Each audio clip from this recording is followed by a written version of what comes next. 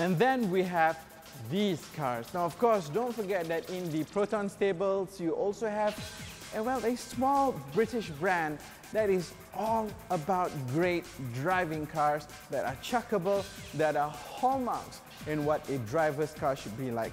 Yes, the silhouette is very familiar behind me. I am, of course, talking about Lotus. Now, this here is the fundamental of everything that is Lotus, which is the lightweight, really tough aluminum chassis.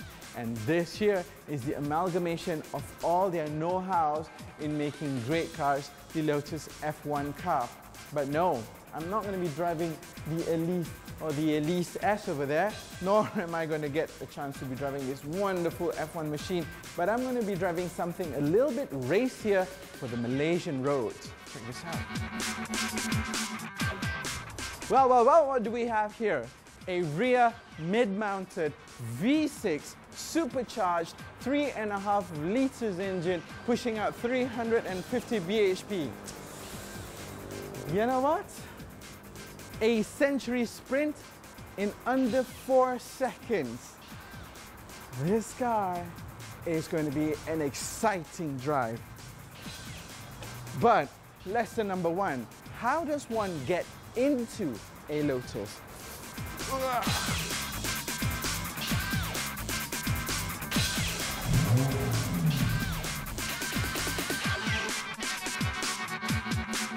Alright, it's time for us to take this baby out for a drive right now, and I do apologize if the shot that you're looking at, or rather the picture that you're looking at, seems a little bit cramped, because it really is cramped. I'm like, my cameraman is here. Look, this is where he is.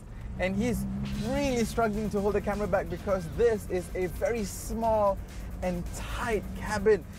It doesn't need to have all the space in the world because this is not a luxury touring car. This is a sports car. And just to give you a slight idea of the intent of this car, listen to this.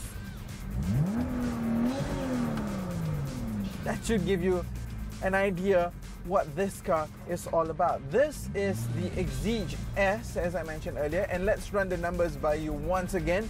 It runs a 3.5 litre Toyota sourced supercharged engine that sits mid-rear.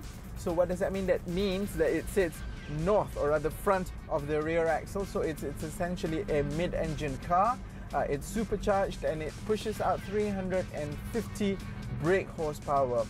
The Century Sprint is done in 3.8 seconds, and 100 miles per hour is done in 4 seconds flat.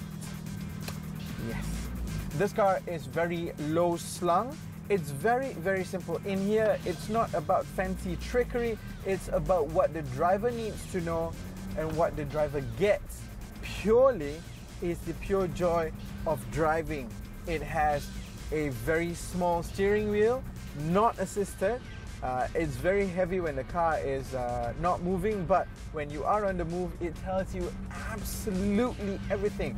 If I go over a small bump, if I go over a pedal, I'm going to get to feel every single thing. And this steering wheel is the most chattery thing I've ever had in my hands for the longest time. It's got air conditioning, it's got a radio with a couple of speakers, and that is it.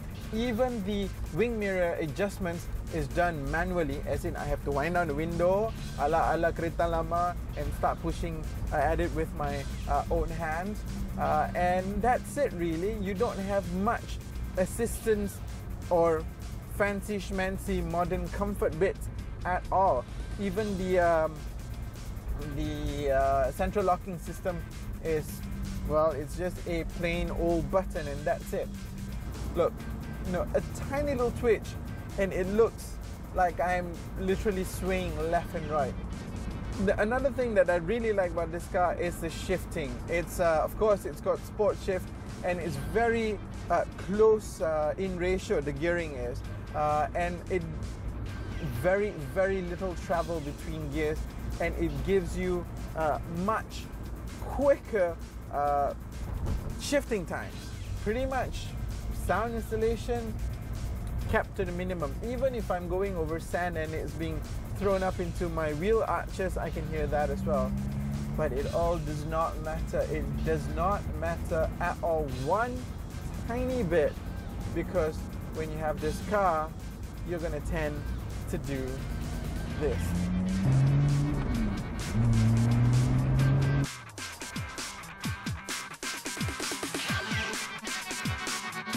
The feeling of driving a raw sports car, very, very few, and I can promise you this, very few actually have the ability to carve that smile on your face like a Lotus. This car remains absolutely true to that ethos. And for that, I give it one of the most exhilarating drives I've ever had on this show.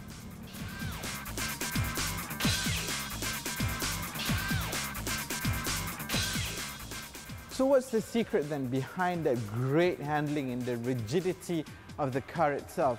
Well, it's what underneath the skin is all about. Now, what's the difference between the Exige versus the Elysis, you might ask? Well, number one, cosmetically, when you look at the car, you will see that it's wider. The Exige is wider because it must allow more space for a wider track, thanks to the Bilstein's suspensions. So this car has a wider track and it's designed to stay as flat and as slow as possible. And the other thing is, of course, the Elise has a 1.8 litre engine. This one has a 3.5 litre supercharged V6, which is of course accessible back here. Now that lump over there is obviously a larger lump compared to the one in the Elise, and therefore it needs an extended version of said tub. And this engine sits transverse, and it's, well, it's accessible here, and you can just look at it. This is what I mean by it being only a couple of inches behind the driver. Now, it's lightweight. The entire body frame, the shell itself is made of fiber. You have a special version with carbon fiber body panels, but this one here is just fiber. And of course, here in Malaysia, you get two variants. This is the coupe, and you've got the Roadster, which is the soft top. It's got it doesn't really have a foldable top. It sort of like has an umbrella that you have to take off and fold and stash away. And the other special feature for this car is this. When you look at a Lotus with yellow calipers, it's telling you that it's got a two-piece disc brake setup, and that's better for heat dissipation as compared to the one-piece signified by the red calipers. But, at the end of the day, just look at the car and it immediately tells you that this is a low-slung, wide sports car, and with the Lotus badge, you know it's going to give you giggles of the giggles. What can we say in summation? Well, two things. Number one, if you are in search of comfort and practicality, A, you're watching the wrong show. B, you should stay as far away as possible from this car over here. Because what you want to get this car for is you want to have fun, performance, and definitely thrills. And number two, for, well, being on the right side of $500,000 ringgit, it's going to give you a bundle of joy where, well, you know, people are going to question you, well, you get so little for so much. Well, you're not actually getting so little, you're actually getting a lot. A lot of what? A lot of character and a lot of panache in terms of driving. If you're a true driver, this car will reward you for being the most chatty companion you can have in terms of a car and driver relationship. And if you're one who likes to seek thrills, well, all you need to do is to make sure you've got the settings right to off and find a quiet, empty road where you can do no harm onto anybody or anything else, and you have the entire time to just thrill yourself with your little companion called the Exige S. Prices start at 460 grand for the Roadster, for the Coupe, and 450 grand for the Roadster. And I tell you what, it's going to be money very, very well spent.